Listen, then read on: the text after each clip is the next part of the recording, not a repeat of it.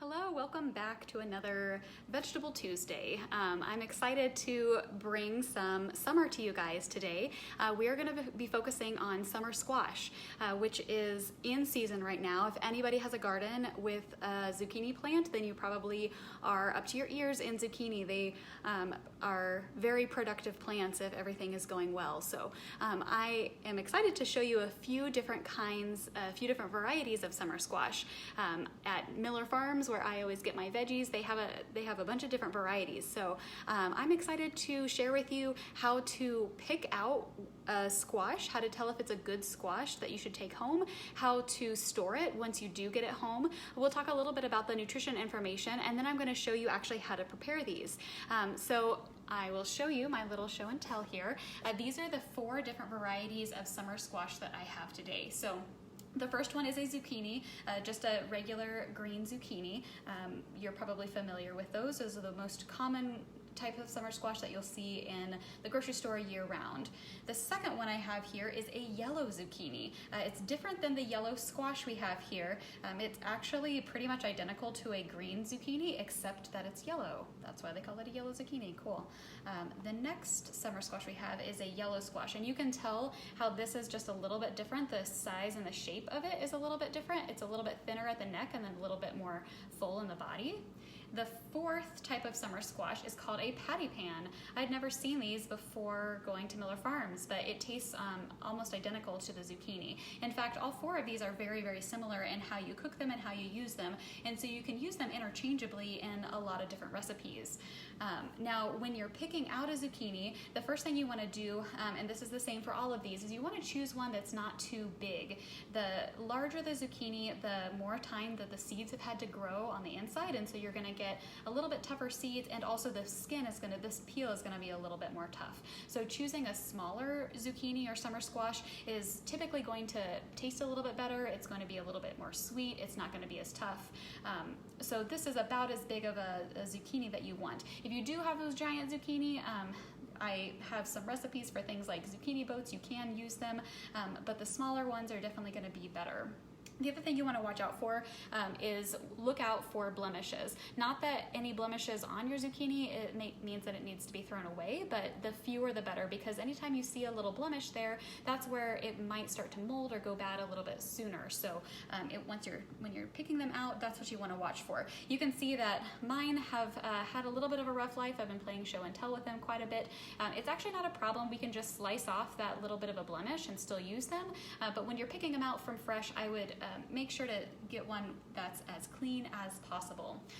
The next thing I want to talk about is just what the nutrition is. So unlike a lot of the other produce that we talk about, things like kale or some of the different cruciferous vegetables like broccoli, zucchini doesn't have like a ton of, it's not a superfood, I would say. However, it is a really versatile vegetable, and it's a great way to up your vegetable content of your entire day. So one of the great things about it is it's a non-starchy vegetable, so that means it's low in carbohydrates, but especially when you include the peel on your zucchini, it's high in fiber. So you get a lot of bang for your buck in terms of what you get when you eat these. So that's why they become so popular for things like zucchini noodles, because when you replace white pasta with zucchini, you're increasing your veggies a lot, increasing your fiber, but you're keeping your calories in the meal really low. So it's really helpful if you're managing weight and just trying to eat an overall healthy diet. The summer squash family does have vitamin C and vitamin B6 in it. Those are the main vitamins, but again, most of their benefit is that they're full of fiber and water, so they keep you full with a really low calorie tag. So when you bring them home from the store and you store them, you'll want to keep your veggies in the vegetable drawer. So keep them out of plastic. If you wash them, make sure they're dry before you put them back in. Otherwise, they'll tend to mold. So they're good for a couple of weeks, especially if you pick them fresh or get them from the market. They're good for about a week if you take them home from the grocery store, just because they've probably been shipped a little bit longer. So I'm going to show you how to prep these. There's a couple different ways you can do this. These 3 are all going to be prepped in almost identical ways. But I definitely want to show you what to do with this patty pan, because that's been a question a lot of times. So for a zucchini, you trim the ends. You're always going to trim the ends off and discard these. And then you can either slice these into rounds, really simply. The main thing is to keep the rounds approximately the same size so that they cook the same. If you have really variable size pieces, then they're not all gonna cook at the same rate, and your dish is not gonna be as good.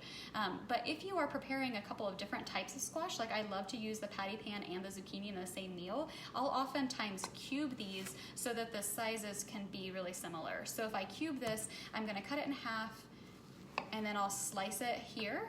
Lay this down on the flat side so that it's not wiggling around. Of course, if you lay it like this, then it's gonna wobble and you're more likely to cut yourself. So lay it down flat and then cut it in half or in thirds if it's larger. And then to dice, we're just gonna cut parallel pieces.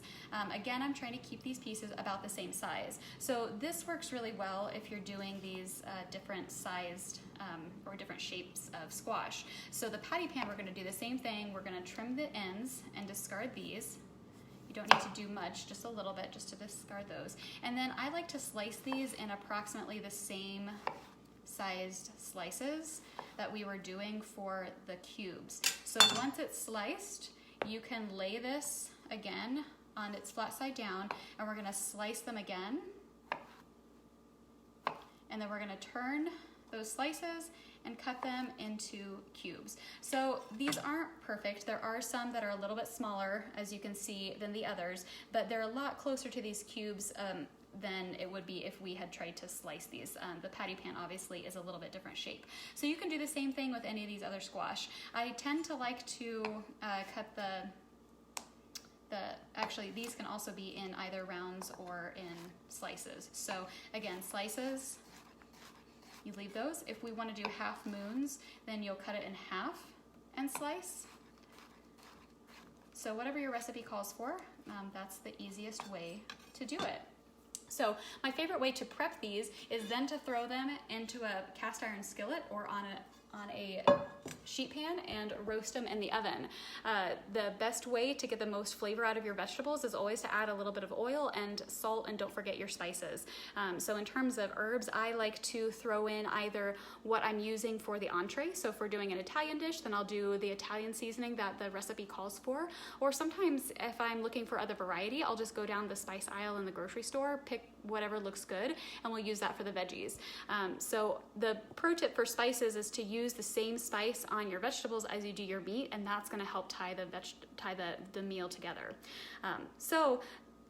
Either in the skillet with a little bit of oil, saute it for 8 to 10 minutes, or you can throw it in the oven on a sheet pan.